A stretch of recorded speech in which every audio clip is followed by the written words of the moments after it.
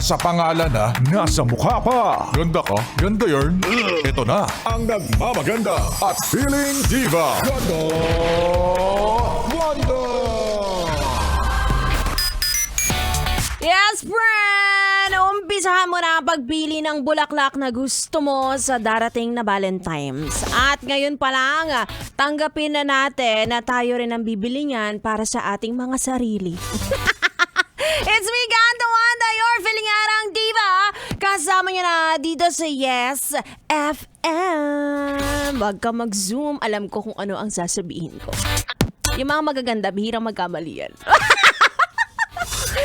Ay, nako. Alam niyo ba, sabi ni Miley Cyrus, eto na yung uso ngayon eh. I can buy myself flowers.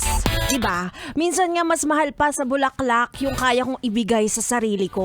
Tapos sasaktan nyo lang ako? Hindi mo nga ako tinatrato ng tama? Tapos may girl best friend ka pa? Ang hirap mo naman mahalin. Usapang ano na naman tayo? Usapang relasyon na naman tayo dahil nga naman ang February ay buwan ng mga puso, ano? Kahit medyo masakit, okay lang, dadaan talaga yan. Ay nako, para naman sa mga kalalakihan na hinahanda naman ang kanya-kanyang kani-kanilang wallet at kani-kanilang budget.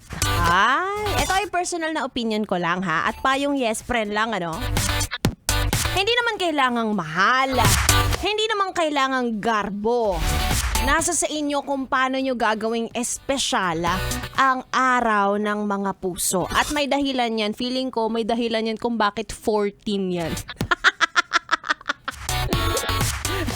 May nangungutang ba? 'Di ba? May nangungutang bang lalaki pan-date sa mga jowa nila? Tapos sasabihin nila, bukas ko babayaran. Kasi 15 kinabukasan, 'di ba?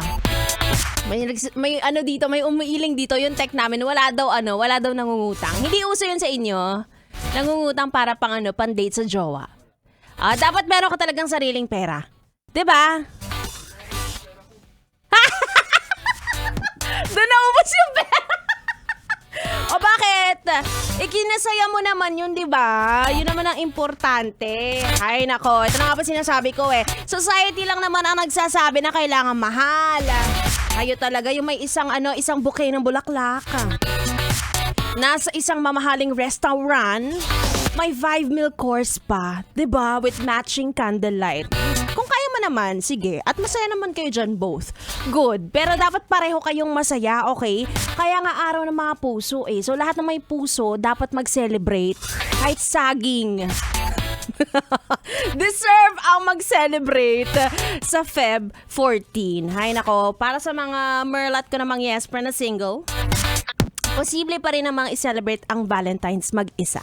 Hindi naman po nire-require ang partner sa araw na yan at maraming paraan para gawin mong espesyal ang araw na yan para sa sarili mo. Sige, libre mo ang sarili mo. Magpaspa ka, magpasalon, magpa-nails, or eyelash extension. Ano pa ba? Date yourself. 'Di ba? At deadmahin mo yung mga taong naaawa sa'yo dahil mag-isa mong ginagawa ang mga bagay-bagay. Diba? Minsan nga marirealize mo na ang tunay na payapa ay kapag mag-isa ka. Ay, okay pala kapag walang kasama, ganun.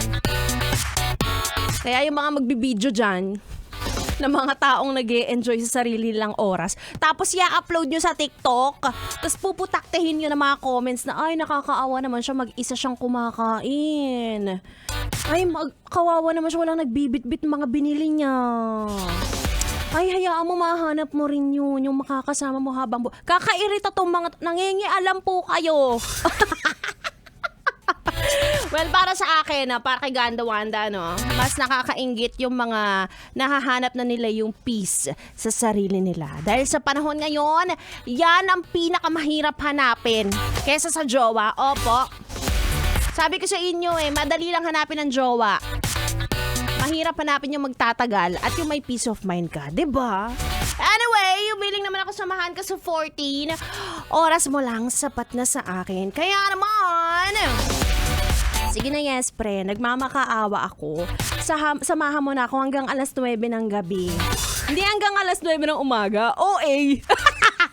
OA, kagabi kasi muntik ko masabi yon. Grabe na sa OT. Anyway, tuloy-tuloy ang ating tugtugan.